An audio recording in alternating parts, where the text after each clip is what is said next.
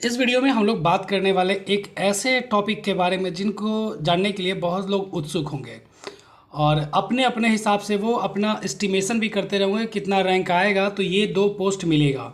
ये दो पोस्ट जो है वो बीपीएससी की टॉप 2 मोस्ट डिज़ायर्ड पोस्ट है।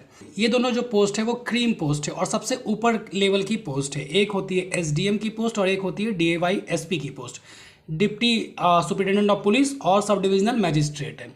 ठीक है, तो 67th बीपीएससी में कितने रैंक वाले को ये दोनों पोस्ट मिल सकती है, इसके बारे में थोड़ी सी हम लोग यहाँ पर चर्चा करेंगे। इससे होगा कुछ नहीं, देखिए होगा कुछ नहीं, लेकिन कुछ लोगों को मोटिवेशन जरूर मिलेगी अच्छा रैंक लाने की।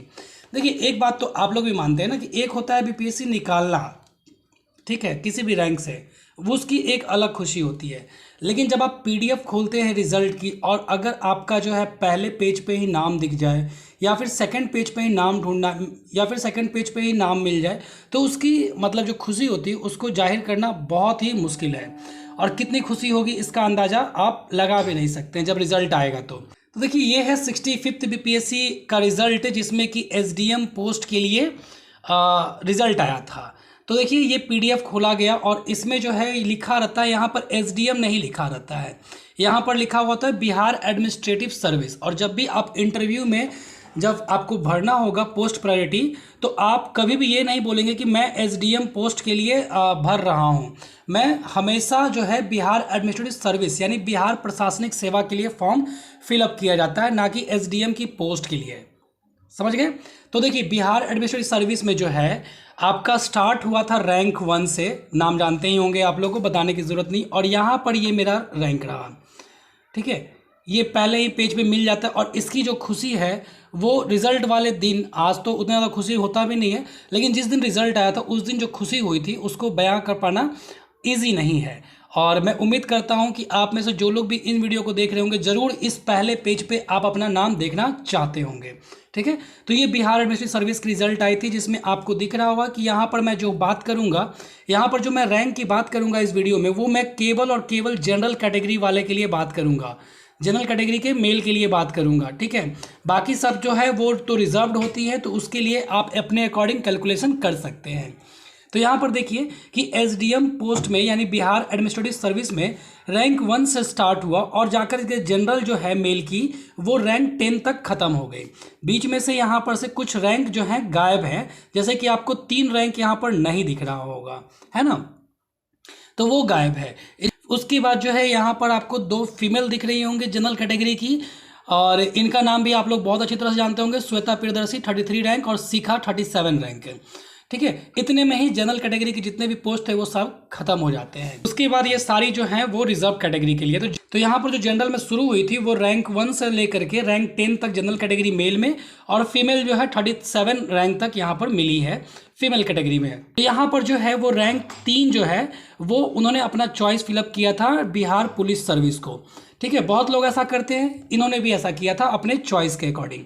और यहाँ पर जो है आपको दिख रहा होगा कि जनरल कैटेगरी वाले के लिए, यहाँ पर मैं आपको दिखा देता हूँ कि यहाँ पर जो जनरल कैटेगरी के लिए जो मेल का जो रैंकिंग है वो 49, इसके बाद आपको जो है जनरल कैटेगरी में मिलेगा, लेकिन वो सब फीमेल कैटेगरी वालों के लिए मिलेगी। लेकिन जो मेल कैंडिडेट थे वो 49 रैंक आए थे अनुपेश नारायण जी का, है ना। और फीमेल कैटेगरी में जनरल कैटेगरी वालों के लिए जो दिखा गया था यहाँ पर लास्ट जो रैंक थी वो है आपकी 197 पूजा कुमारी मैम का यहाँ पर।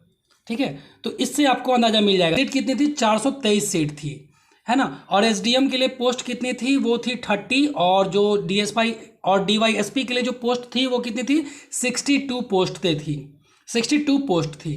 अब देखिए 65th बीपीएससी में क्या हुआ था कि एसडीएम के लिए जो रैंक 1 से लेकर के स्टार्ट हुआ था और मेल में जाकर के लास्ट 10, मतलब जो लास्ट मेल कैंडिडेट थे उनका 10 रैंक आया था और उनको ये वाली पोस्ट मिली थी, बीएएस की पोस्ट मिली थी, बिहार एडमिनिस्ट्रेटिव सर्विस की पोस्ट मिली थी, और फीमेल में 37 रैंक तक गया था। उसी तरह से डीवाईएसपी के लिए रैंक 3 से स्टार्ट हुई थी और ये इनका पर्सनल चॉइस होगा।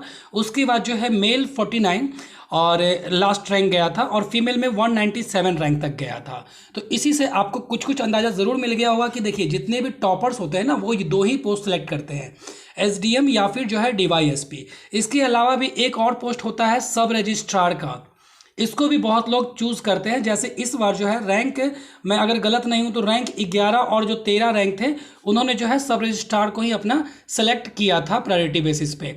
तो मैक्सिमम लोग जो होते हैं वो इसी को सिलेक्ट करते हैं 85% के आसपास में। कुछ लोग इसको सिलेक्ट करते हैं, इसको ना सिलेक्ट करके, क्यों? क्योंकि इसमें बैरियर है, इसमें फिजिकल बैरियर है, इसमें सब लोग नहीं आ सकते हैं। सब लोगों को इस तरह की जॉब, पुलिस जॉब जो है वो पसंद भी नहीं आती है। तो अपनी अपनी प्रायोरिटी होती है। तो कुछ लोग जो है वो BAS को छोड़ करके इसको सिलेक्ट करते हैं, ठीक है। लेकिन जनरली जो है यही दोनों पोस्ट जो होता है वो हमेशा टॉप में आता है और टॉपर लोग इसी को सिलेक्ट भी किया करते हैं। अब आते हैं 67 BPSC जो है उसमें जो वैकेंसी आई है, तो उसमें SDM पोस्ट के लिए यानी बिहार प्रशासनिक सेवा के लिए कितनी सीटें थी वो देख लेते हैं। तो 88 सीट थी, जिसमें 31 जो है वो महिला के लिए रिजर्व थी।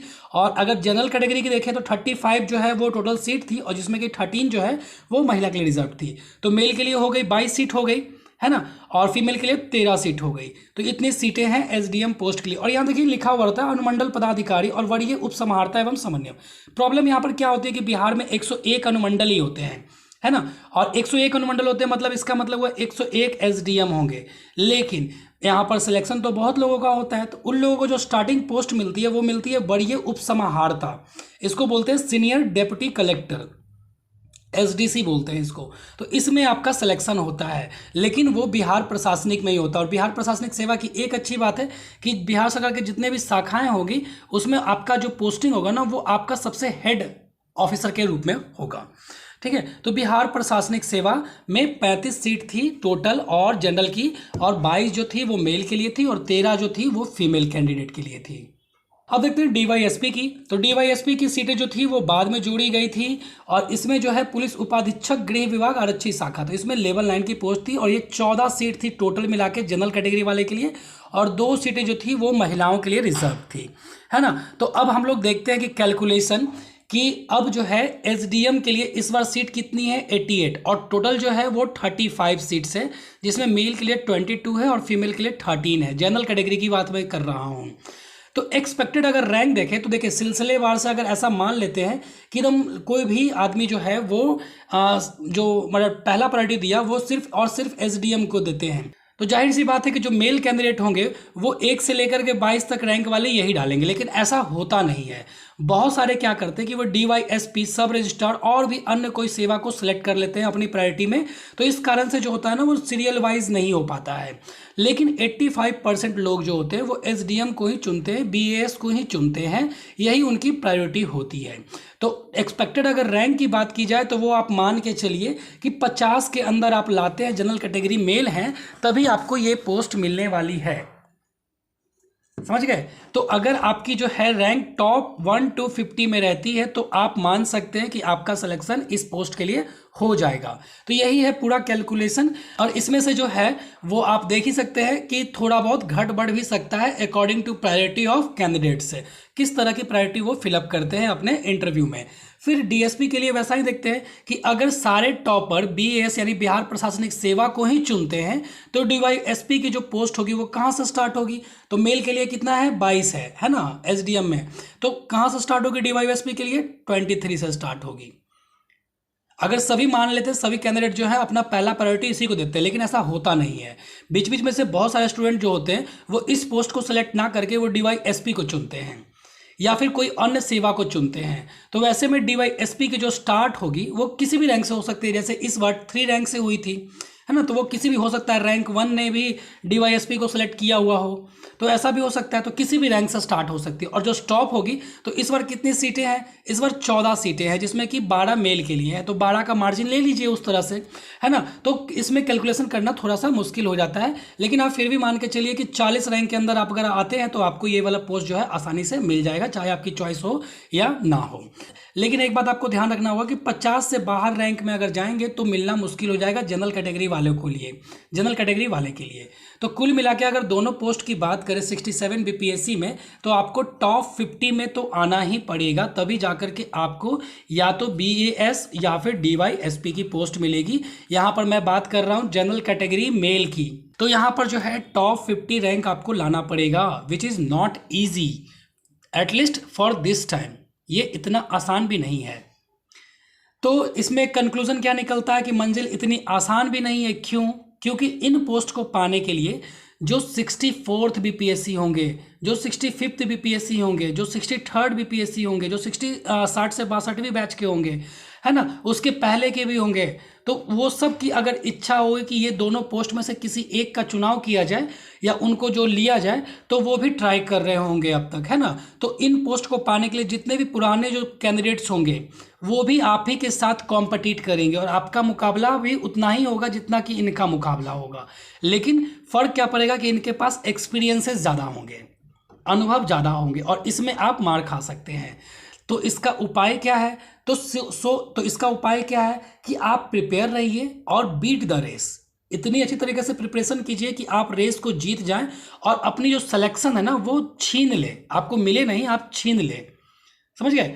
तो आपको ऐसा ही प्रिपरेशन करना है और वो कैसे आएगी? तो वो लगातार परिश्रम से आएगी और आपका अल्टीमेटली जो मायने रखेगा वो है रिवीजन, कि आप कितनी अच्छी तरीके से सोर्सेस को लिमिटेड कर पाते हैं, ऑथेंटिकेट सोर्स से पढ़ाई कर पाते हैं और कितनी अच्छी तरीके से उसको रिवाइज कर पाते हैं और उसको एग्जाम में आप आउटपुट दे पाते हैं, इस पे डिपेंड करेगी। लेकिन कंपटीशन हार्ड ज़रूर होगा आपका 67 बीपीएससी में due to 88 post of SDM, है ना।